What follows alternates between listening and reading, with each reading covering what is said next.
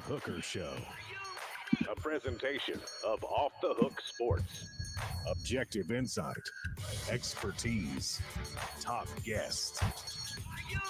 Available on YouTube, Apple, Spotify, and the Off the Hook Sports app. Download now for free. Also available on offthehooksports.com. I compute and obey. Now to Dave Hooker. Ready. Here we go. Welcome to the weekend with Caleb Calhoun. I am Dave Hooker, and a big show on tap. There's already a bit of a sex scandal at Auburn. It doesn't involve Hugh Freeze. Keep that forward. Let's hope not, for his sake. Also, Nico and Joe have the biggest arms in the land, according to one website. Wait till you see where Joe ranks, and talking about Joe Milton III, Esquire Sr. And then also we'll see where Nico Iamaleava ranks as well. Iamaleava. And we'll have four downs coming up. We'll break down arm strength, best arm strength of all time, and that Auburn sex scandal that we talked about. Fred White will join us. It's a Football Friday with Fred, the former Tennessee safety, and I had a chance to visit with Jeff Coleman, who was actually the guy, Caleb, who said to Billy Ratliff, I can't go anymore. I'm locking up in the Arkansas game. So Billy Ratliff ran in there for Jeff Coleman. Otherwise, it would have been Jeff Coleman. I think it says something about the fact that they were willing to tap out. They weren't selfish to be out there on the field. And it says something about Tennessee's depth. So that's in there in our Celebrate 98 series. Click the like button, subscribe if you haven't already. And how are you, Caleb Calhoun? I'm doing good. Happy Friday, Dave. Yes, it is. Ready for the weekend. Do I have big plans? No, but I got decent plans. Hopefully the Celtics won't continue to disappoint me, but we'll find out. Doesn't matter. The winner of the Eastern Conference Finals is losing to the winner of the Western Conference Finals, which is going to be the Nuggets. Okay. I can mute your mic from my end. You know that Jamal Murray is going to work Jason Tatum, and Celtics got nobody that can handle Jokic down low. You know what I hate, though, about this series is it's not a good matchup for Grant Williams, the former Vol. And they have some teams that he'll play like a good 20 minutes.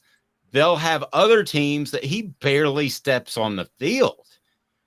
So I don't know if it's the Nuggets or the Lakers if they were to get there. If the he problem with Grant be on is there or not. But. You appreciate Grant's style of play, but he like those stretch fours he has a little bit of hard time with because he's just not that quick or athletic, and there's just not much you can do about that. Nope. Very true. So here we go. Joe Milton has a strong arm. This just in. What do you think about good morning to the message board?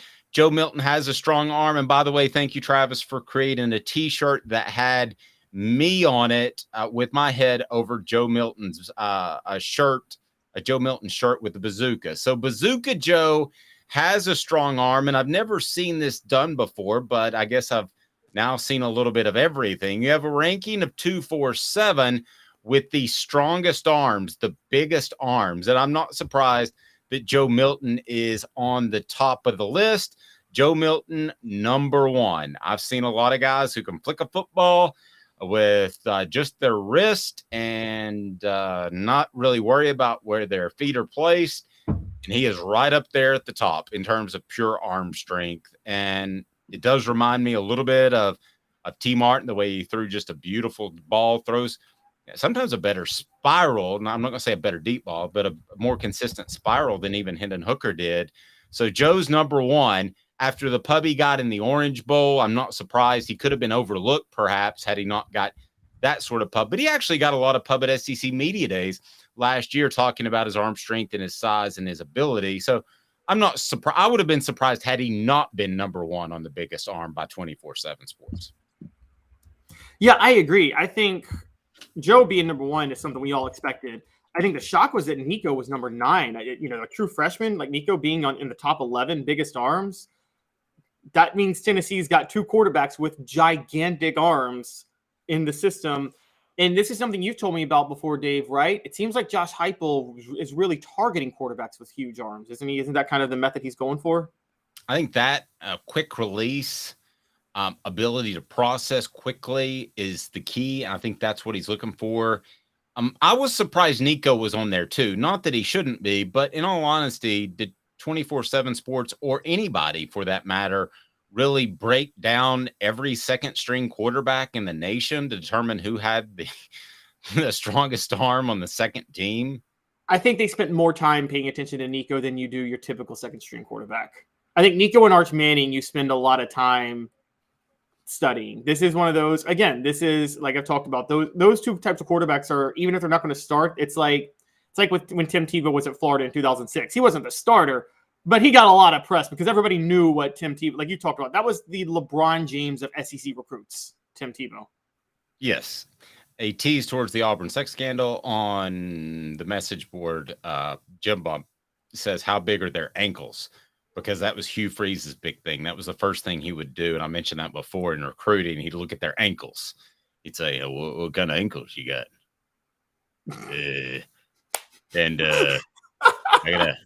I gotta be somewhere at 9. It's the Hilton downtown. I gotta meet Destiny. And by Destiny, I don't mean my future. I mean, that's her name. All right, so that's enough Hugh Freeze for a moment. Let's get to 4 Downs right now, and it's brought to you by Craft Treats. 4 Downs brings you our thoughts on Joe Milton and some strong arm quarterbacks of all time. So here we go. 4 Downs brought to you by crafttreats.com. Crafttreats.com. Take care of your bet. How about that? 4 Downs. 4 questions. 4 answers. The Dave Hooker Show. 4 Downs. A presentation of offthehooksports.com. Talking arm strength. 4 Downs brought to you by Craft Treats. Crafttreats.com.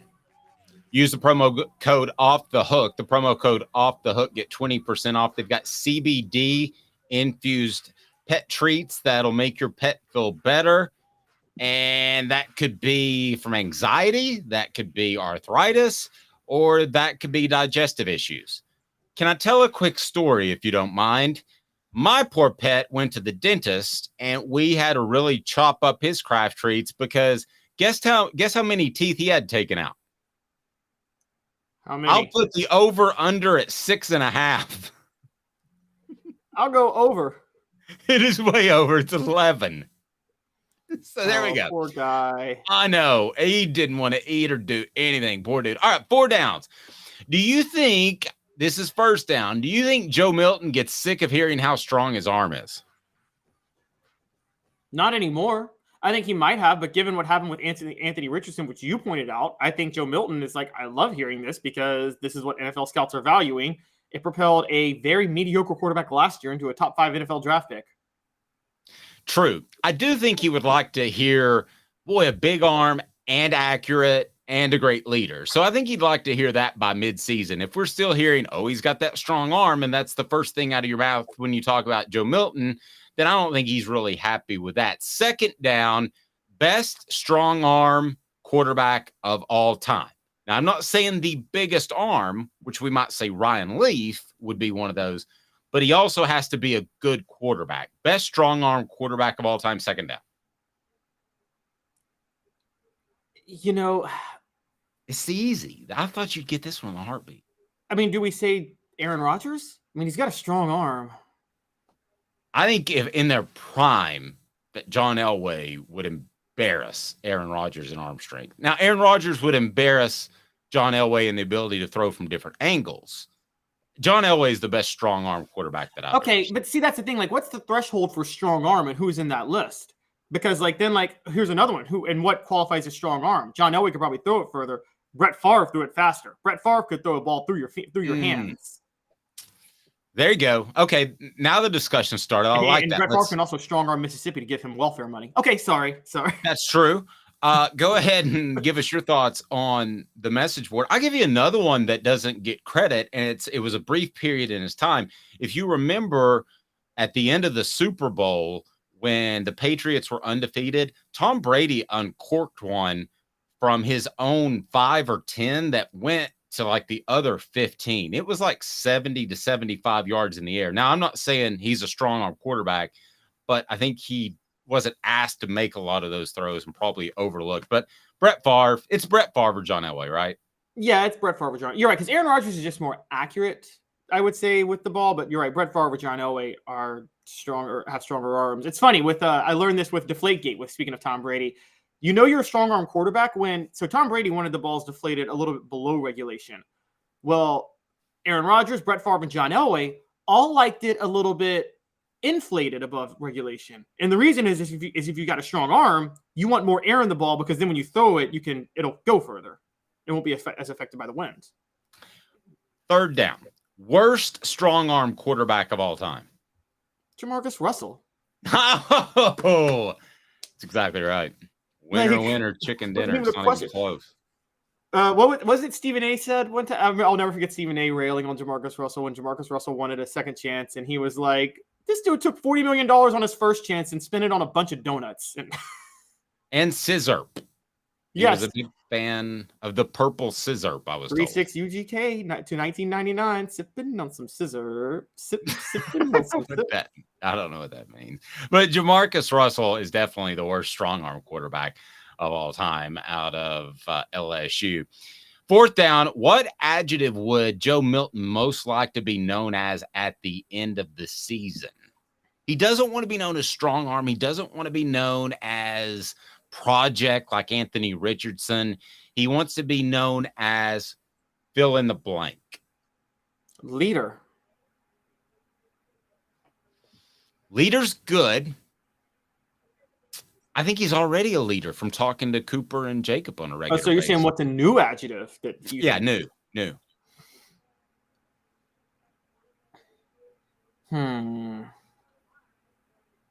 Unstoppable. I'm going to go with complete.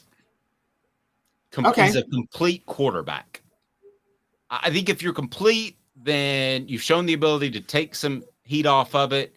You've shown the ability to lead, which I think he can, but ultimately that'll be determined by wins and losses. I think he is a leader, but that would be proven as well. I think he runs a little bit stiff. I think Hendon Hooker did the same thing in this offense early last year because of uncertainty. I think he wants to address that as well. So I will go complete. That would be my word. D says the real deal. Travis says champion. Well, there's no better one than that. D says, good morning, fellas. Have you released the Sean Ellis segment yet? Love the Celebrate 98 series. Thank you, sir. Tell a friend. Sean Ellis, we're supposed to record today, as a matter of fact. And then we've got the Travises, Travis Stevens and Travis Henry, lined up for, I believe, 10 days from now. And also, we have Steve Johnson, who is a College of Communications graduate at the University of Tennessee. He and I had class together, and he gave me the one hug. Actually, I think that two athletes have hugged me in my life. Tim Tebow at SEC Media Days, but he hugged everybody, so it wasn't anything special. And then Steve Johnson, who hugged me after the Florida game, and he was all sweaty. So I had to cover the game and post-game press conference in game sweat, which I'm not used to. I'm not used to it all. All right, let's talk about this sex scandal going on at Auburn. Tell me what happened, and then I'm going to ask a question of you, Caleb, because you're from a slightly younger generation, and you kids do things with your cell phones that I would have never dreamed of. And no, most of us are smart enough to not do this. Okay. Okay, so he is what's the word for it? Having relations? How would you like to say that? Yes, and I'm pulling this right now, and there's other stories, but I'm pulling this from Nick Schultz of On 3. This is reporting I'm getting from Nick Schultz of On 3. But Auburn running back Jarquez Hunter, who is actually a good running back. He had nearly 900 yards from scrimmage and 9 touchdowns last year. So we're not talking about just some random guy. No, he's very good. He was allegedly in a video that made its way around social media What was he doing in the video? Of him allegedly engaging in sexual activity. Hey now. Hey now. Hey now. All right. Oh Is this at all a problem? Seriously? I mean, for Auburn, do you really even care?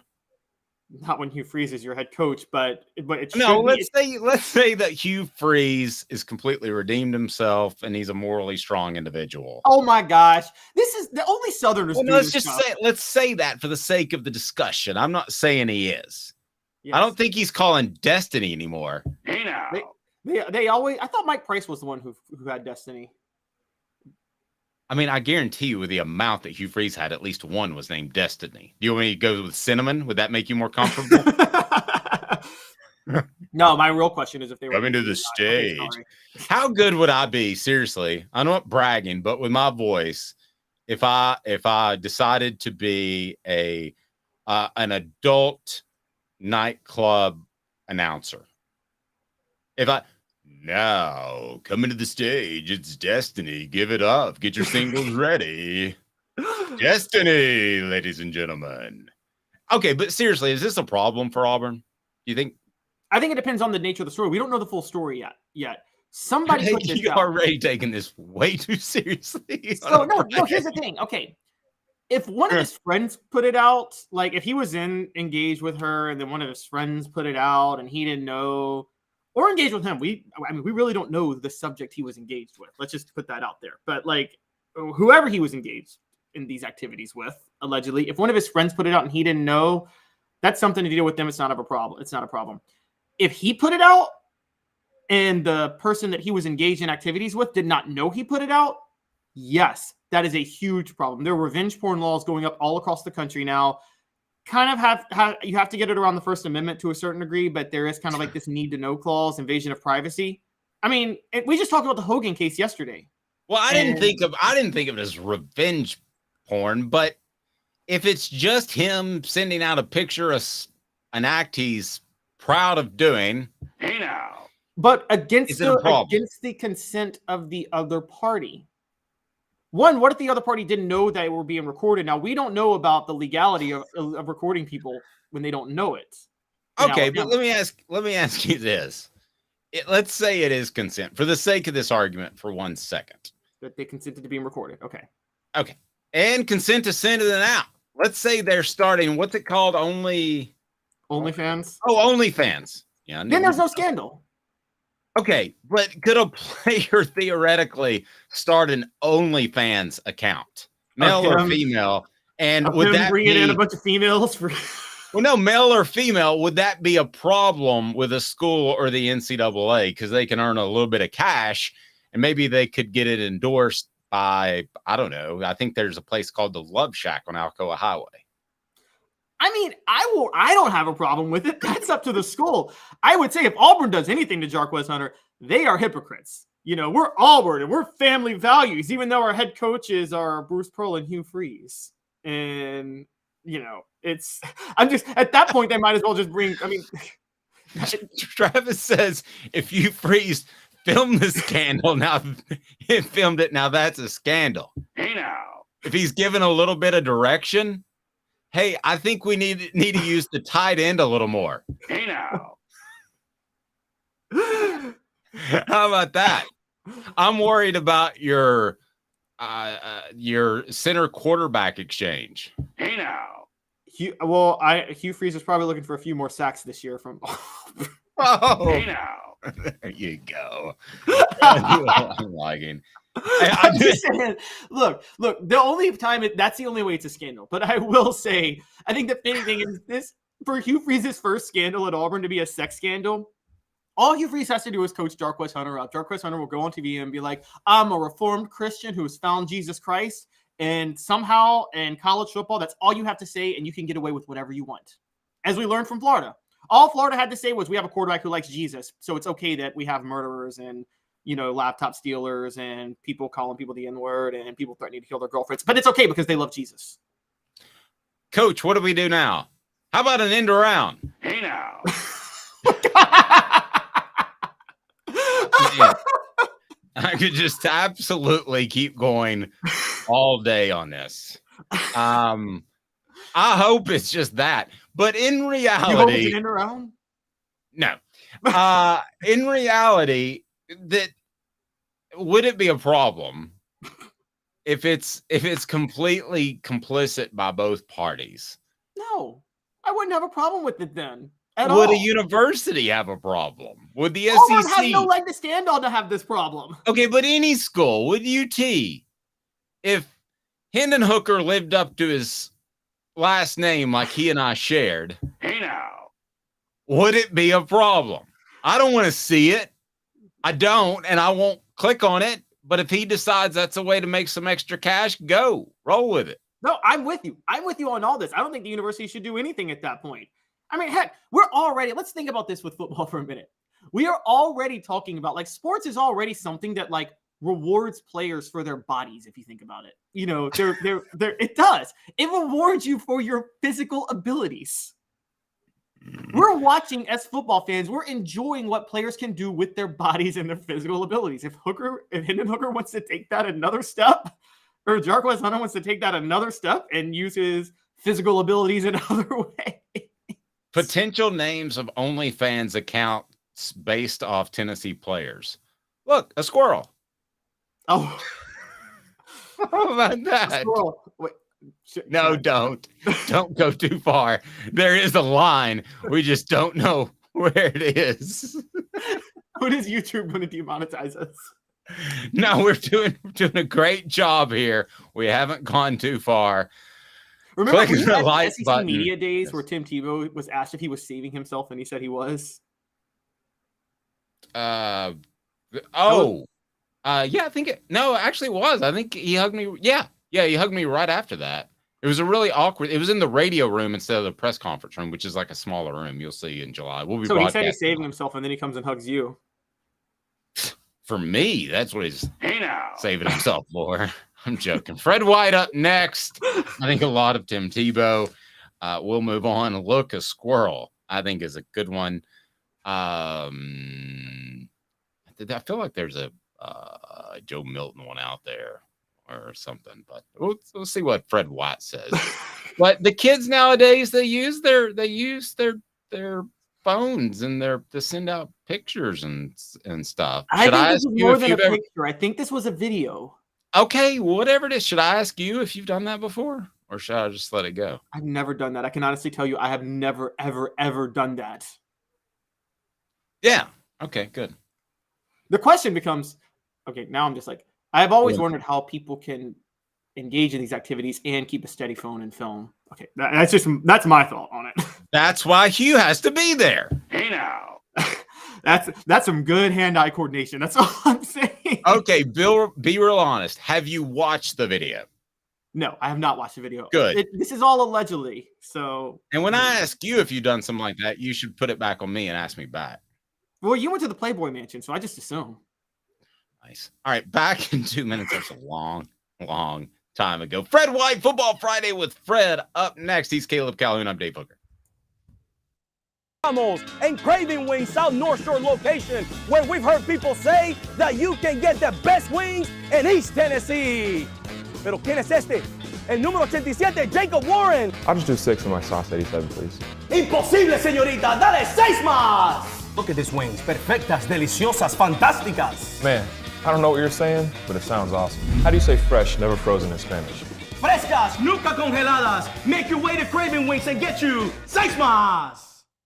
But what was funny about Kate is we were a full continuum of care at that time. We had detox, we had inpatient, we had outpatient. So we were doing a lot of the things that we do now. But now we just do them so much better. It's really a simple program, but we're complicated people. I am what I am, and now I got to do something about it. You can take your life back. Call Cadis today. Got cataracts? We can fix that. Never miss another moment. With a little help from Doctors Campbell, Cunningham, Taylor, and Hahn at cctis.com. Do you want to own the more that owns every job? Then get to Vassey Lawn and Garden in Cleveland and get you a Toro. I'm David Vassey, here to talk to you about Toro. With a Toro Zero turn, you'll get more out of every minute and you'll reach the finish line faster. At Bassey's, we like to say, no matter if you're mowing 3 acres a week or 11 lawns a day, homeowners and business owners alike find confidence in equipment they can trust from top to bottom. Bassey Lawn and Garden, Highway 60 North in Cleveland. Man alive, it's worth the drive. Our family has been creating jewelry since 1986, each piece unique with a story all its own. I'm Rick Terry with Rick Terry Jewelry Designs. I'm a jeweler, and I want to be your jeweler. We're grateful that you chose us to be Knoxville's best jeweler. My family and staff look forward to serving you. So please come see us. Kingston Pike and Campbell Station Road in the heart of Farragut and downtown on Gay Street, right next to the Tennessee Theater. Who's this guy? Hello, wizard. The Dave Hooker Show, Who? a presentation of Off the Hook Sports, What? YouTube, Apple, Spotify, and the free Off the Hook Sports app. Back to Dave Hooker.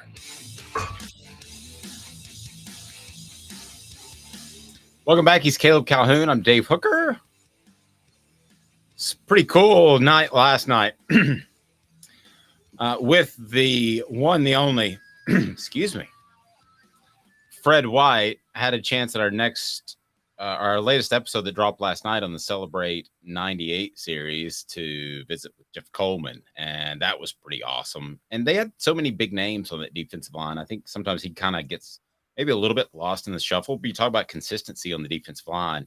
He was that. And he was also the first to kind of put his arm around Fred, who joins us now. And Fred was in his dorm room as a freshman, admittedly homesick with the lights out. And then what happened next? You know, he came in and basically told me, hey, man, you gotta get out of this room. Turn some lights on in here, man. So I know you might be homesick. Hey, man, come out here and play some spades with us. And I was sitting there thinking, like, I didn't know anybody else played spades. Yeah. I think white people play spades too, but it's called rook. It's the same game. I mean, that's the only difference. When I played spades the first time, I was like 18 or 19. I was like, hey, guys, we're all just playing rook with a regular set of cards.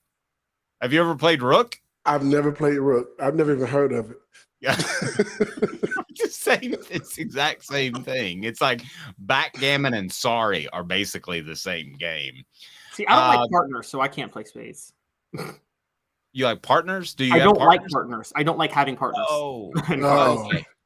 So that means you don't like to work with people. That's what it is. Yes, exactly, Fred. Right. Actually, no. He was on. I don't want to be the one responsible for us losing. Oh man, so that means you much rather run an individual event on a track meet instead of being on a relay. I got it. Exactly. Speaking of a group event, one of Auburn's players shot out a video of him having relations with a young lady, and I'm just curious. He did what? Yeah. And should we tell Fred the full story? Yeah, tell Fred the full story. It's pretty salacious, and I love it on a Friday. Oh my goodness. Auburn's already released a statement that they're investigating, but there is a video of Jarquez Hunter allegedly engaging in activities with somebody, sexual activities with somebody. and it's gotten out. Now, we don't know who shot the video, but it could be a big deal if he shot the video and the person that he was engaged in activities with did not know he shot the video, and then he put it out against their wishes. Hey man, I think that's called revenge porn. No, that's called rape, ain't it? Well, it sounds like she consented to the sex. Yeah, she consented to the sex. Yeah. I want to be fair. She consented to the video. Yeah. But you don't send it out. Obviously. Hey man, in the words of the movie Friday, in the words of Smokey from Friday, how in the hell you get fired on your day off? But I guess come on now. If there is in some case that she didn't consent to it, then I do feel bad for her. So we'll get serious for a moment. But I'm curious, with social media and phones and everything, you're my age. So I just started, I think I got my first phone like 95, 96. I don't know when you got your first phone, but have you ever thought to yourself how different it would have been as a player, having a good time with your teammates with social media? I mean, that's tricky.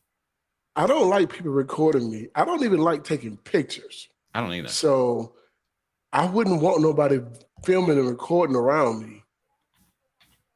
And if you came to my house, I'd probably make you put your phone in a bowl or something.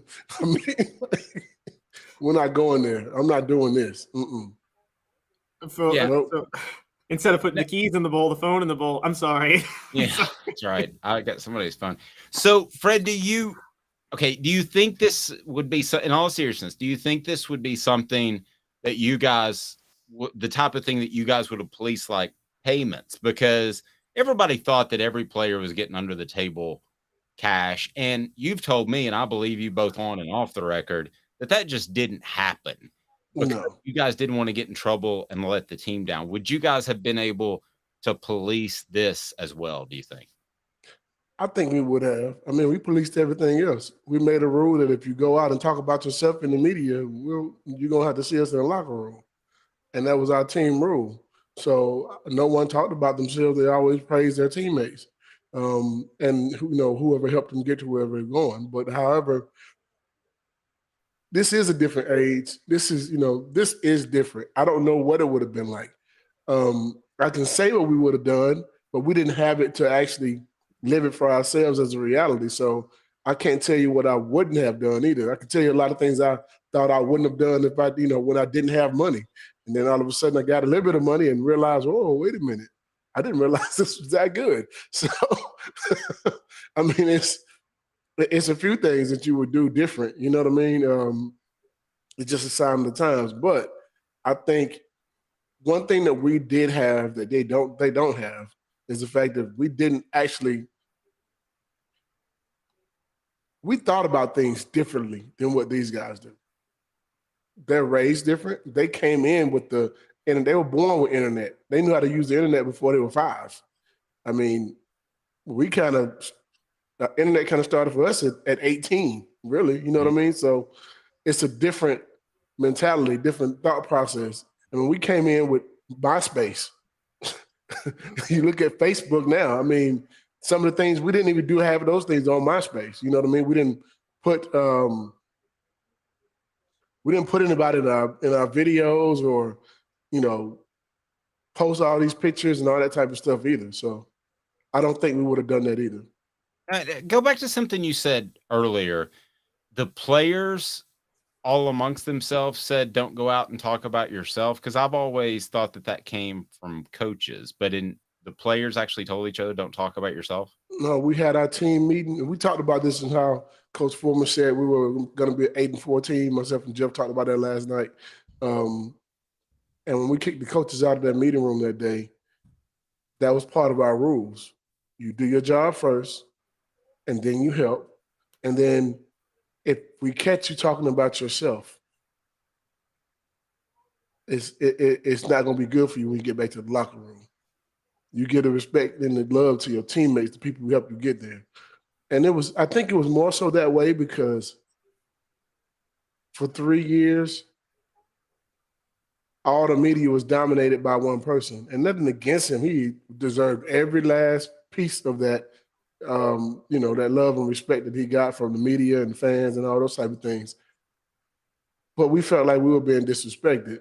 So our thought process was – Talking about Peyton, right? Yeah, about. I mean, he was the number 1 pick in the draft. I mean, and rightfully so. Everyone talked about him.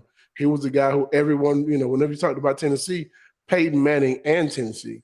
So it just kind of gave us that thought process. We don't have any superstars right now, and that's how everybody kind of looked at it. They thought all of our superstars had left. Well, we were a number 2, number 3 recruiting class as well, so we knew we had something to give and something to show our fan base and something to go out and work for.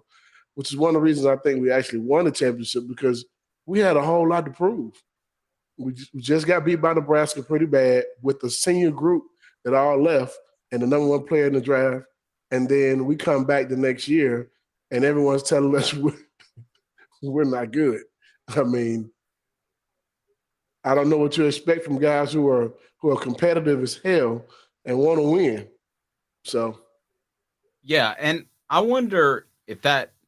So you guys all say it to a man. You say no disrespect to Peyton, but you felt a little bit disrespected in that you guys were just supposed to fall off the map. And for those that haven't checked out the Celebrate 98 series, we've heard it a couple of times that Philip Fulmer said this is a 7-5 or 8-4 team, somewhere in there. So, Fred, as far as T and all those guys, you're motivated to show that you're an elite team without Peyton Manning, but it's still the respect factor you had for Peyton Manning that I think is so strong in what comes across. That to me has been significant throughout the Celebrate 98 and then even talking to you about the team 5 years ago.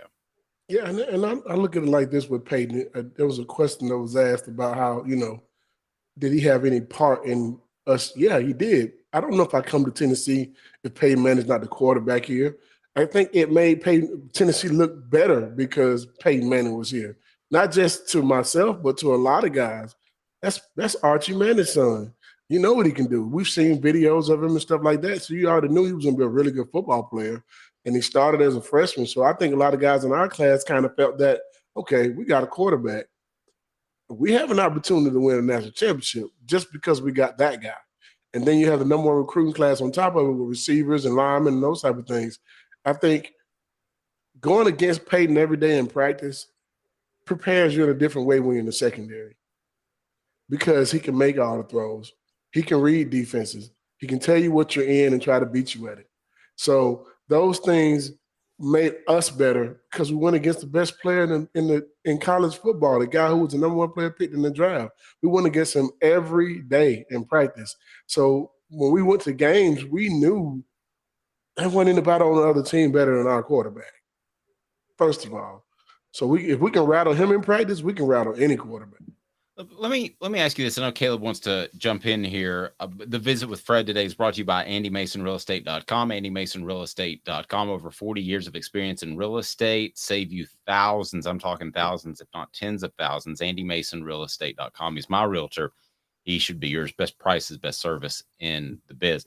So you think Joe Milton has a little bit of that kind of good chip on his shoulder that maybe you guys had to prove that, hey, I can be as good as Hendon Hooker. I can go out there and win as many games as Hendon Hooker. I think if you any kind of competitor, you have to show that. If you don't have that in you, I don't know if I want you on my team. I mean, not saying that, okay, well, I got a beef with Hendon or, no. When Torrey Noel was a safety and him and Ray Austin, those guys, when they left, myself and Deion Grant were like, we go out. The job is always lead the position in better shape than what you came into it with, right? Mm-hmm. So you got to teach the guy behind you how to play the game. Teach the guy what the rules are, how to play it, and how you need to play it. And by all stretch of imagination, if you're playing bad in a game on TV on Saturday and these guys are playing on Sundays, when you get back to your dorm room on Saturday night or Sunday morning, I guarantee you get a phone call or a voicemail and they're telling you about yourself, how bad you played. So we did that. That was like you're still getting tutelage from guys who are not even on your team anymore. They're in the NFL. So you got a right to go out there and show what you can do and show how good you are. What do you hear about Joe Milton as a leader? You're around this team and talk to these guys a lot through various channels. What do you hear about Joe Milton as a leader and as a player, as a competitor? I'll tell you one thing, there's not one person on the team that don't respect him. Wow. That's the thing. I think I haven't heard one that say they didn't respect him. And every last one, when you bring up Joe Milton's name, you can see the respect on their faces and how they talk about him. So I think he's that guy that everybody will play for. There was a few years ago, back in the day, 2007, 6, 5, somewhere around 5, 7 maybe, I can't remember. We had Eric Haynes was a quarterback, and then you also had one of the Clausens. I think it was Rick Clausen. Rick. All the guys on the team had respect for Rick. Ainge had probably the better upside because he was a freshman very young, sophomore, I want to say, but that the team saw this guy as their leader. Sometimes it works that way. You got to also look at Texas had the same thing with Major Applewhite and Phil Simson. Yeah. So you've seen those things happen on more than one occasion. You look at Peyton Manning when he came in, that was Brandon Stewart. He actually played before Peyton. But, when you're the starter and you have something to prove, it's your job to stay on the mound. If you come off that mound for any reason, it's out of your hands whether or not you can, whether you're the starter or not at that point. You know what I mean? Like, you got to go out there and perform and do what you got to do best. I remember Kelly Bryant at Clemson playing against Georgia Tech, and he had this guy, the number one quarterback in the country, Trevor Lawrence, behind him. And I'll never forget, to play against Georgia Tech, Kelly Bryant throws 4 interceptions in the first half. They just put the freshman in to see what he was going to do, and he throws 4 touchdown passes to make them win the game. So if you're a senior and you got something to prove, keep your hat on and stay on the mound. Plain and simple. Do your job. Don't try to do more than what you can do. Do exactly what you need to do to help your team win.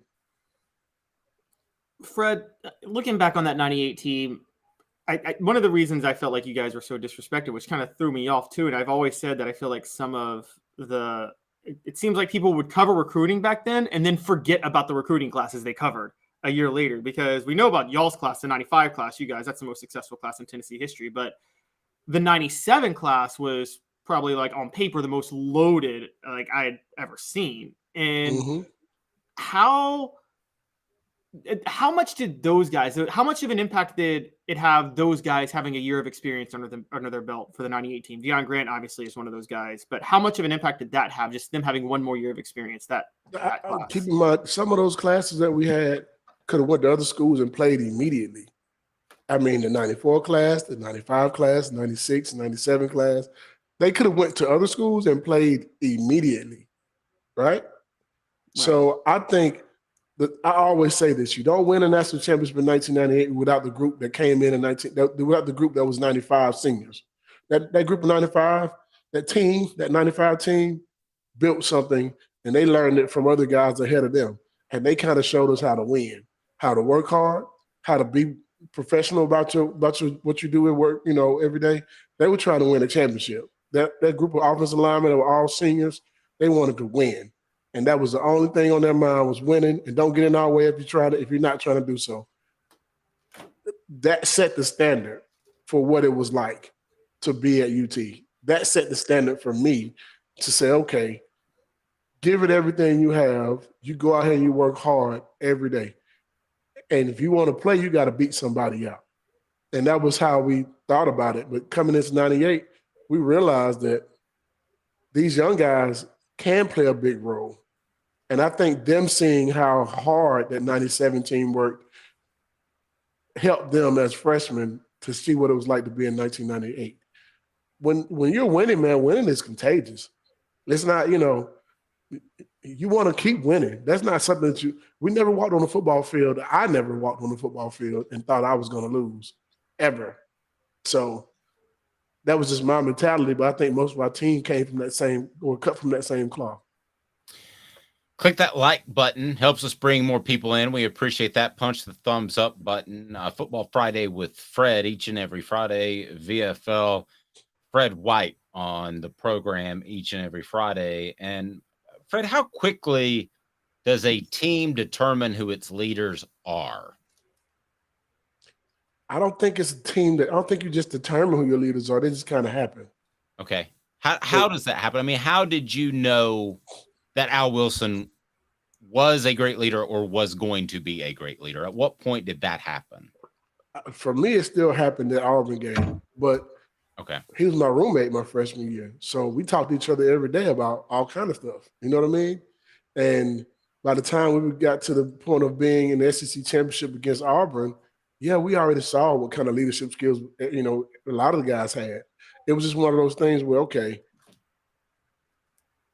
he just showed up in a different way. You walk the game, but you talk the game, but you walk the game too. You see how hard he worked every day.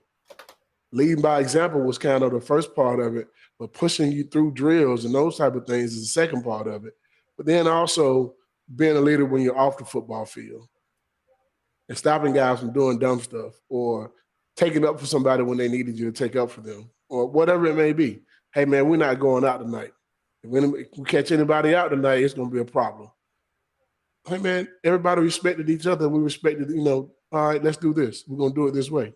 But every group had their own leaders. He was just the biggest leader of the group. So I want to get back to Joe Milton for a second because you said everybody respects him, and I've heard the very same thing. I've also heard that he's a little bit more outgoing and maybe jovial's not the right word, whereas Hendon Hooker was more serious. Can you be a leader in more than one capacity? I mean, could he be the outgoing fun guy and still say, hey, do your job? Yeah. Peyton Manning was too. Really? He hung out with us. But I mean, was he a fun guy? I mean, people tell me about his sense of humor, but the guy that you see on TV every Sunday or during the football season or anytime he's doing an event, that's the guy we saw every day. He's the guy we saw every day. So, yeah, did he work hard? Absolutely. He worked harder than any other quarterback I've ever seen, most players I've ever seen. But when he hung out with us, we got our teammate. We got the guy you guys you're just getting introduced to. We saw him every day as a 19, 20, 21, 22-year-old kid. We saw him every day like that. So was he a fun guy? Absolutely. You go hang out with Peyton, I guarantee you have a good time. Just like us, it's, country and cracking jokes and, he'll drink a couple beers every night. I mean, we all did stuff like that. We were college students. So, I mean, yeah, did he have a good time? Absolutely he had a good time. I enjoyed hanging out with Peyton and all my teammates. Were you ever a victim, Fred, of one of Peyton Manning's infamous pranks that he likes to pull on his teammates? Yeah, put shaving cream in my shoes. Did he really? Yeah, listen, man, if you catch an intercept, if you intercept the ball from Peyton in practice, he is gunning for you the rest of practice and the next day till he gets you, right? He's gonna get you because if you get an interception of Peyton, you gotta talk trash. You got to talk trash. He Peyton Manning. You talk trash to him and you celebrate and everything, it's gonna piss him off. Once he's gonna be mad. But the next day, man, you always better check your equipment. You might have water in your helmet, you might have shaving cream in your shoes, you might be missing your gloves, something, anything. It could might have one sock. That's serious, bro. I mean, but that was just in fun. And as soon as you were missing something, you just kind of had to know, what did I do yesterday? I picked out Peyton. You do this and look down the aisleway and I see you, brother. I know you did it. And he looking to see if he peeping over there to see if you did, notice it. But it was all in fun. That was the one thing about our team. We didn't get upset or angry. Even if we had a fight on the football field, we got to the locker room, man, it was over. Now, there were a few fights that weren't over. That weren't over, but they were amazing. Hilarious. But most of the fights. What's the funniest fight you ever saw? My God, man. I both of these guys are no longer with us, man. Rest in peace. And I really want to say that, man, Gentry Wright and Jeremy Shadrick. Hey, man, that is the funniest fight I think I've ever seen in my life. Funniest. What made it so funny? You had to be there. Jeremy Shadrick came in with my class. He's about 6'3", probably about 300, 320, somewhere around there. And then you got Gentry Wright, who was he walked on to the football team from Memphis. And Gentry's about 6'2", probably about 240, 250. Plays D tackle, D end, that type of stuff. But he was tough as nails. And one day, I guess he's on the practice squad and he's helping out and everything. And I don't know what Jeremy Shadrick did to him, but he didn't like it. And he's on the sideline just standing there filming. He's like, I'm gonna get him.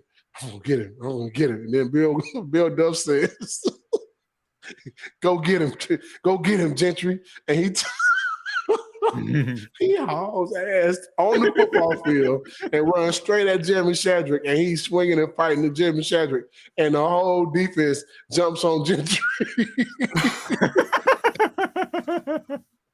It's hilarious because he messed up our practice. Like, hey man, you gotta wait till you come on the sideline or wait till you going up against him to do that fight. You can't be fighting in the middle of practice and you messing up our defense. Don't do that. But the fight, then that fight carried on to a whole nother scrimmage the next day. Well, now you shouldn't do that, should you? You should be done with Absolutely, it, right? You should be done with it. That's it. You're done with it.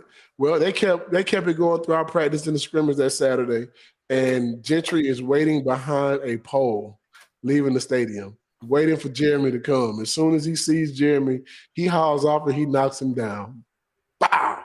And it was funny, man. We talk about hilarious because we had to hold Jeremy Shadrick back from trying to kill that man. Wow, that sounds a lot like the Albert Hainsworth incident that I got to witness firsthand. That was pretty special. Well, the better part of that is that he didn't pick up anything. He did it with his own hands. Okay, so top 3 guys on the 98 team 25 years later, top 3 guys at the time you wouldn't have wanted to fight. And I know Fred won't turn down a fight, but it wasn't too many people I wouldn't fight, but there ain't too many people I'm just going to pick one with either. You know what I mean? Top 3 guys you wouldn't pick a fight with on the 98 team. Number 1, I wouldn't fight Al Wilson without a doubt. That man's golden gloves. I can fight now. He can too. I wouldn't want to even see how that turns out. I wouldn't. Because we both don't know how to quit. Yeah. That'd be a ridiculous fight. I wouldn't want to do that. The other person that you talking about on the 98 team and that's it? It could be somebody graduated in 97. It's Peyton, right? I don't get Peyton's butt. Peyton didn't want it. He didn't want it. But I wanted my scholarship too, so I couldn't fight Peyton. Although there was a time I almost got into it, Peyton. My little brother came up for summer, and he would always come up every summer. He was 13 years old. So I left to go to class. I leave my little brother with Peyton catching passes, right? And I'm like, okay, I'm going to leave and go to practice. Peyton, you got him. He was like, I got him. I come back in. I'm looking for my brother, and everybody's like, should I tell him where his brother is? Nobody wants to tell me where my brother is. I'm like, man, where is my brother? I'm running around the complex looking for my brother. And then somebody was like, oh, man, he's in the training room. I said, okay, what are you doing in the training room? It was like, and everybody kind of just walked off and wouldn't say anything. I'm thinking, I left my brother with Peyton. Where's my brother? Why is he in the training room? Training room is for people who are hurt. Let me go find out what the hell just happened to my brother. Oh, no. So I get, oh, absolutely. I get to the training room, and he has a big old thing of ice wrapped around his hand. And I'm trying to figure out, wait a minute. I left you with the quarterback, my quarterback. What happened to your finger? He's trying his best to stop me. He's like, hey, no. I broke my finger. And he's smiling from ear to ear. Peyton Manning broke my finger. He is smiling from ear to ear. And I am furious trying to figure out, how am I going to tell my mama my brother came up here and he broke his finger? And he with me. Right? Oh, my gosh. Well. So I went out to Peyton, and everybody kind of stopped me and grabbed me like, man, you broke my brother's finger. Like, man, it wasn't like that. My brother, he finally had to get me to the side and say, hey, man, no, I caught the ball wrong. And it just, he wasn't throwing it too hard, or I just caught the ball on tip, and it broke my finger.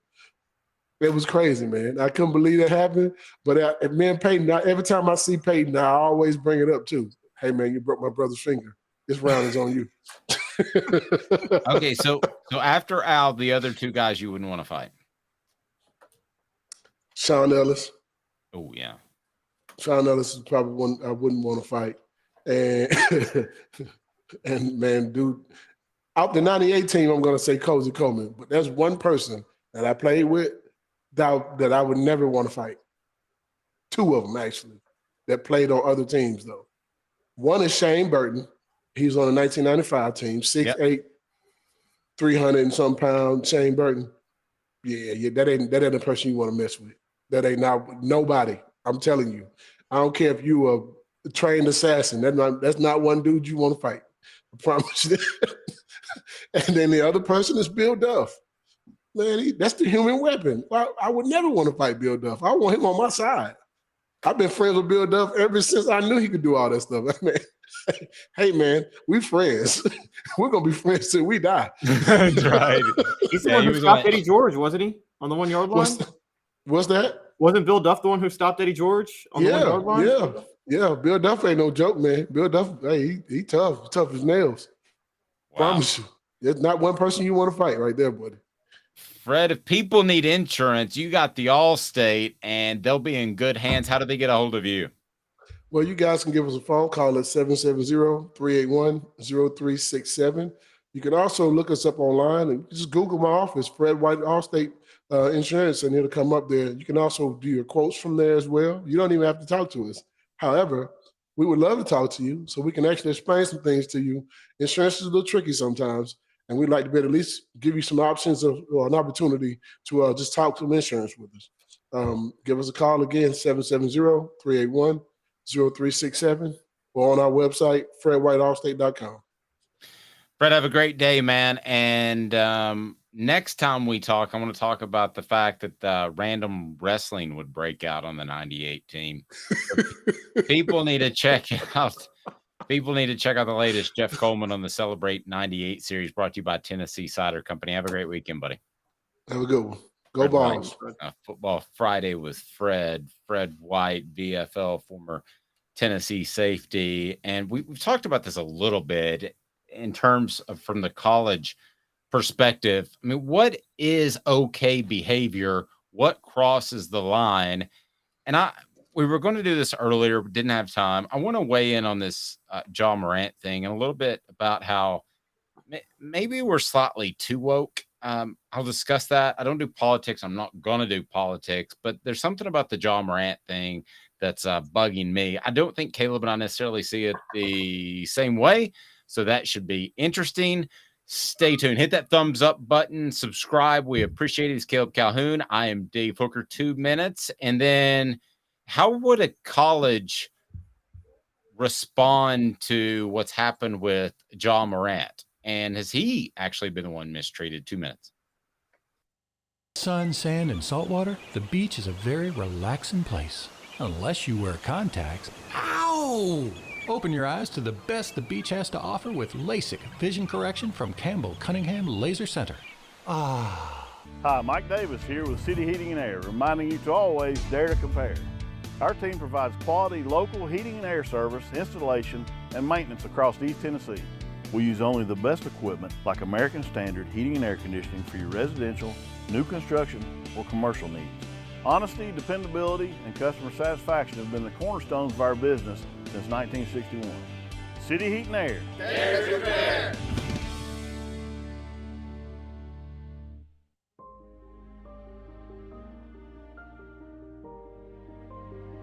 Our family has been creating one-of-a-kind pieces of jewelry in West Knoxville since 1986. Each piece is a combination of unique processes that bring your idea to life. Every day in our shop, a truly special item with a story all its own is being manufactured in our facility, bringing the history and family sentiment into a whole new generation of life. We're grateful that you chose us to be Knoxville's best jeweler, a title that we value and respect. Because to me, being a jeweler and owning a jewelry store are not the same thing. I'm Rick Terry. I'm a jeweler, and we want to be your jeweler. Kingston Pike and Campbell Station Road in the heart of Farragut, and downtown on Gay Street right next to the Tennessee Theater. When you want a hard cider that's easy to enjoy, one that's crafted to perfection, you need Tennessee Cider Company. Some say it's the signature cider of the South. Others say it's the cure to your craving. They all say you'll savor every sip. With a selection of ciders free to sample, all it takes is one taste. Visit tncidercompany.com for more information, as well as to shop our ciders and merchandise online. Thirsty yet? Doors open at 10 a.m.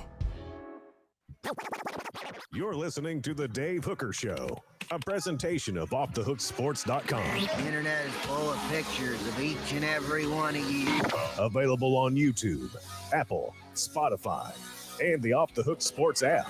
Download now for free. Is there nothing you people can't do? Also available on OffTheHookSports.com. Portions of the program brought to you by City Heating and Air Conditioning, cityheatandair.com. Over 50 years in Knoxville, integrity matters. Might not need a new unit, might just need a service and or a part and or coolant. They'll take care of you. City Heating and Air Conditioning, integrity matters, cityheatandair.com. All right, I want to get to this Ja Morant thing because I don't want to go down the road of wokeness completely, and I don't want to get into all the issues that somebody can ruin their career and it be over because they say something that they shouldn't have said. Some things are inflammatory, some things are offensive, and some people need to be checked when they say stupid things. It's also very stupid, I want to be clear, that Ja Morant flashing around a gun is not the best idea. Probably is not a good sign of the path that he's heading at. If you didn't know, he's a guard for the Memphis Grizzlies, one of the most talented players in the NBA, and has the potential to be one of the best players, perhaps of all time, if you want to talk about a top 100 type of list. And here's my issue with the Ja Morant thing and the NBA, who's going to give him a lengthy suspension. And he had 2 times where he's flashing a gun on social media. And they told him once not to do it, and he did it. And I understand the employee-employer relationship. If you tell somebody to do it and you're their employer, just don't do it if you want to continue to work for them. However, here's my issue with this, Caleb, is I have a friend who shoots coyotes because there's too many coyotes in the Knoxville area.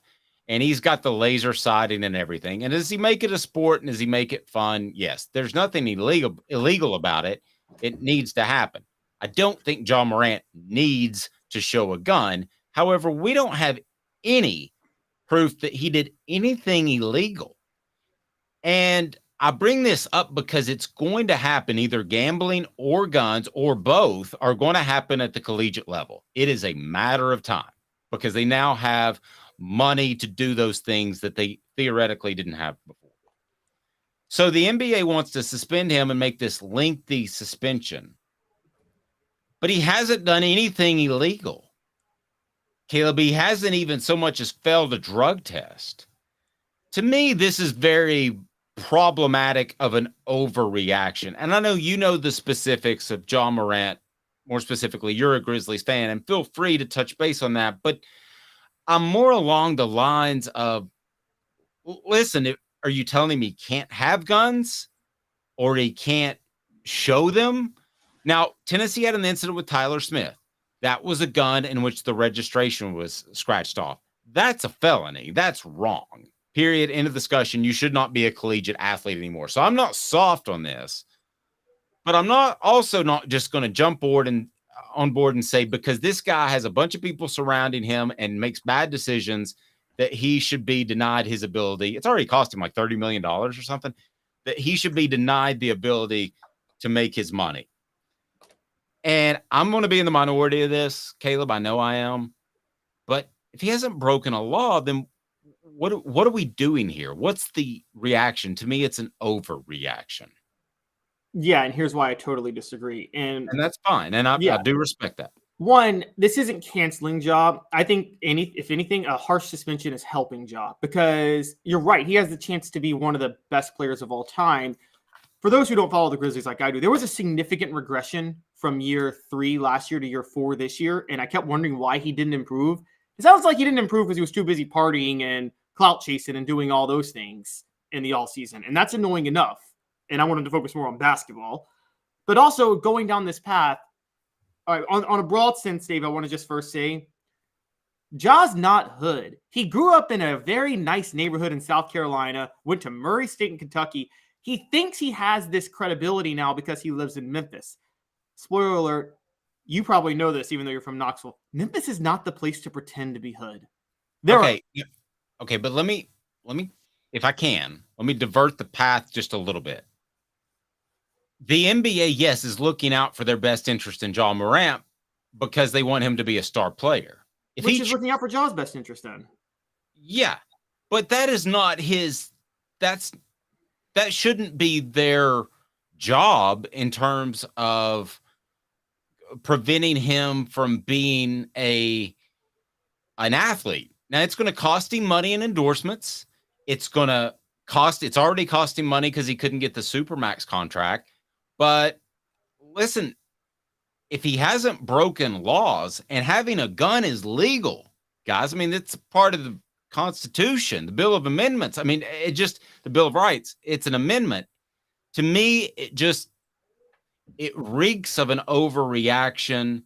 I know it's bad, but it doesn't seem to me they're within their rights. And the only reason they are is because there's not an ABA. There's nowhere else for him to go. Well, where I was getting at, though, is this gun thing. This was a probation thing. Basically, other players probably could flash their guns. Ja Morant was on thin ice, not just because of the previous time he flashed a gun on IG Live. Dave, I am a firm believer the NBA covered for Ja Morant last time. When he did it last time, he was in Colorado at a strip club. Colorado has a law against holding guns when you're drunk in public. That's a very, very strict law. Now, they couldn't prove he was drunk because you can't really prove that. But Dave, come on. Do you think he was drunk? I think he was drunk. Well, I mean, I don't know, but I do know my friends like to go to bars and I like to socialize, and I don't happen to drink. So I can't say that 100%. The bottom line is he wasn't even charged, much less convicted. But then the NBA has their own rule, which is no guns on team planes. The question becomes, Ja claims that gun wasn't his.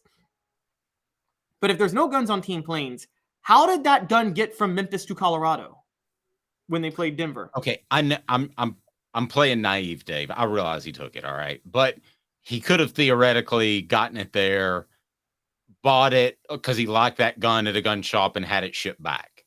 I mean, there is no proof that he broke a law. My personal belief is the NBA believes he did and was willing to cover for him with the 8-game suspension, but told him he's on thin ice. This last thing wouldn't be bad on its own. It's a straw that broke the camel's back. Because on top of those things, let's not forget, the guy who filmed Ja, that guy is banned from NBA games for a year because he flashed a laser pointer at the Pacers team bus when Ja got in the car with him after a Grizzlies-Indiana game, and the Pacers thought it was a gun. They thought it was a sniper rifle.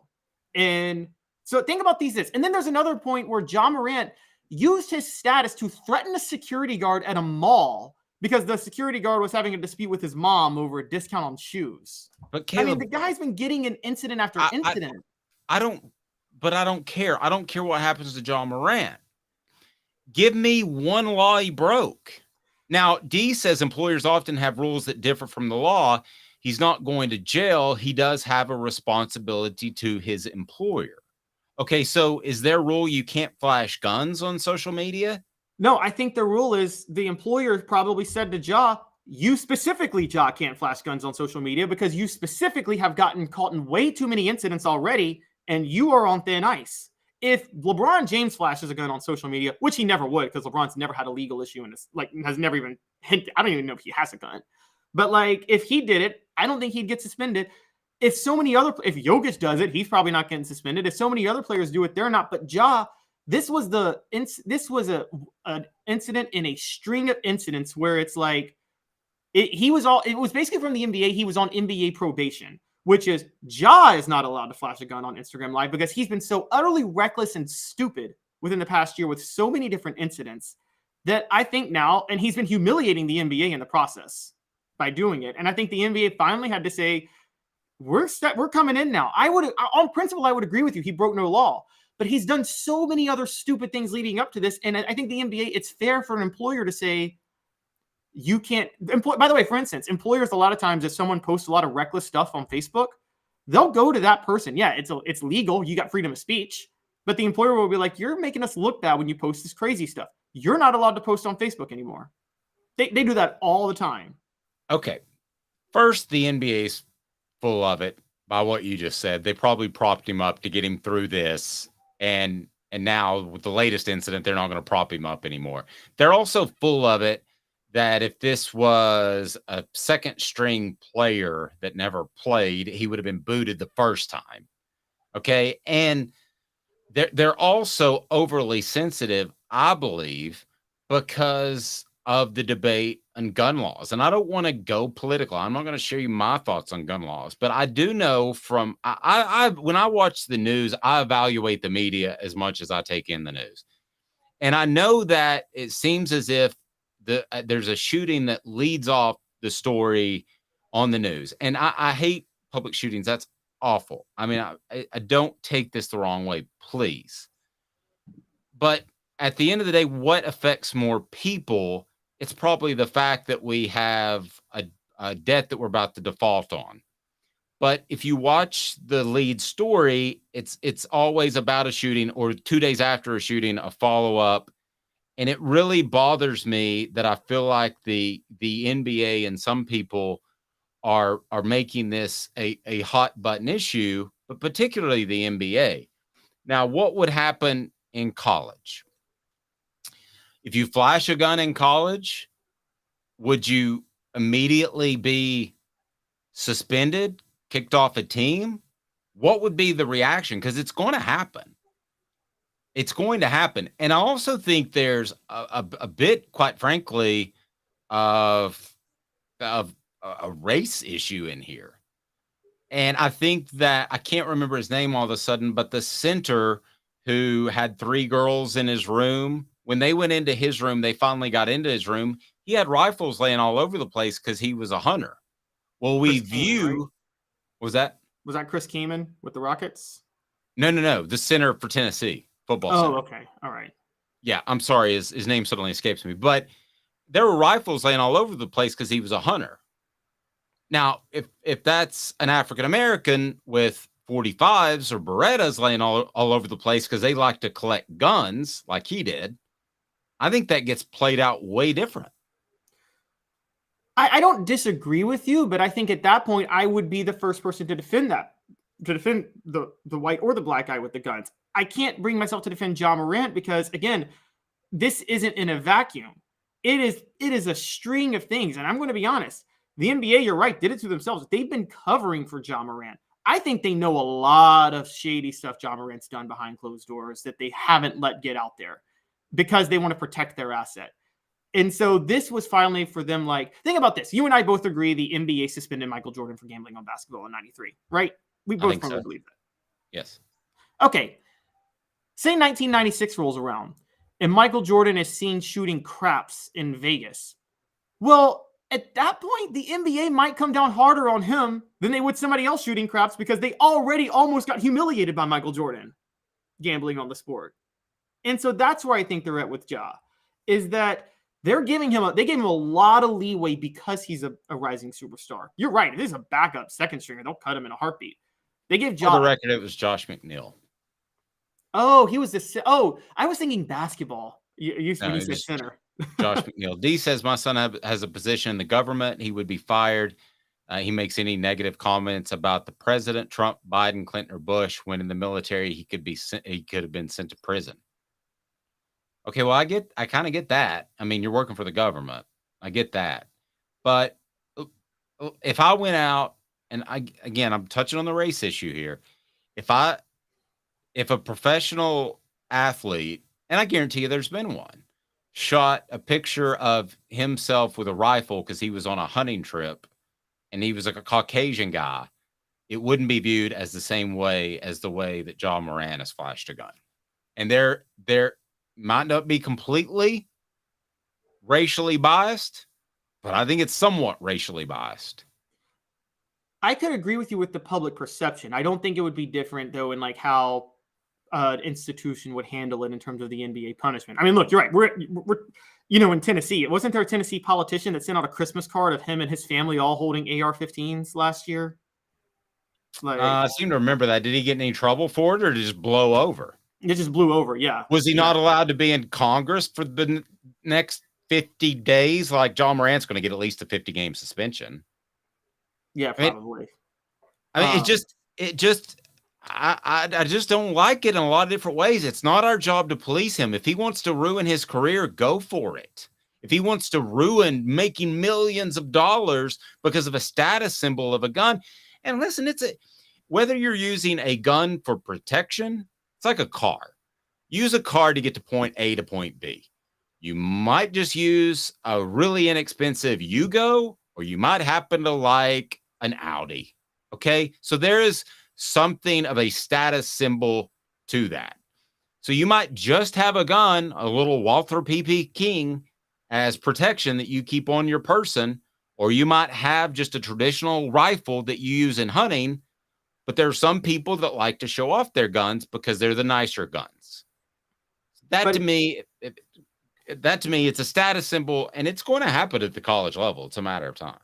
It's not just looking out for Ja, though. It's looking out for itself. So the NBA needs Ja more than you know, because Ja Morant, in an era of Steph Curry, where, I'm sorry, the way the game has changed, people used to say the three-pointer was the entertainment part of the game. It's not entertaining anymore. Too many people shoot threes, and it's become boring. Nobody runs an offense. So in an era where you get a Ja Morant, who it's kind of a throwback to an athletic guard, AI, a Michael Jordan, not Michael Jordan, but I'm saying a guy who's ridiculously athletic, who scores from the mid-range, and that's entertaining. On top of that, he plays for one of the small market franchises, and the NBA has a problem with their small market franchises just drawing no interest. So there's so many things Ja brings to the table that I think the NBA honestly needs Ja as much as Ja needs Ja at this point.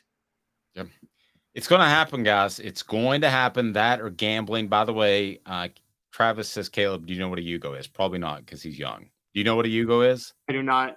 Oh my gosh. It was like a terrible car made out of, I think, Yugoslavia. I think so. All right. So that's my thought on Ja Morant. Where did you say you want to go next? I'm sorry. Excuse me. We've got a lawsuit with Southern Cal, the Pac-12, NCAA. Should athletes be considered employees? In other words, are they going to unionize? I don't think they'll ever have that power. What are we hearing out of the National Labor Relations Board? Is it relations? National Labor Relations. Plural. Maybe it is relations. I don't know. Yes. Back to the relations how we started the show. All right. So what do we got going on here with being unionized? So basically the it is relations. National Labor Relations Board filed an unfair labor practice complaint against USC, the Pac-12, and the NCAA, asking that athletes at the school be classified as employees. A November hearing has been set. The complaint comes after a February 2022 complaint from the National College Players Association, which has filed an unfair labor practice charge. Basically, this would take years to go through the courts. It would take years. So, but it is another step into athletes trying to be recognized as employees, at which point they would try to unionize. I'm with you. I don't think this would happen, because what people don't realize is that colleges are by their very nature meant to be socialist, not capitalist, which is to say the football program brings in the revenue, so the college can then use that revenue for the college. Theoretically, the football program is for the college. For the record, if they unionized, if college football players unionized, that would be the end of the sport.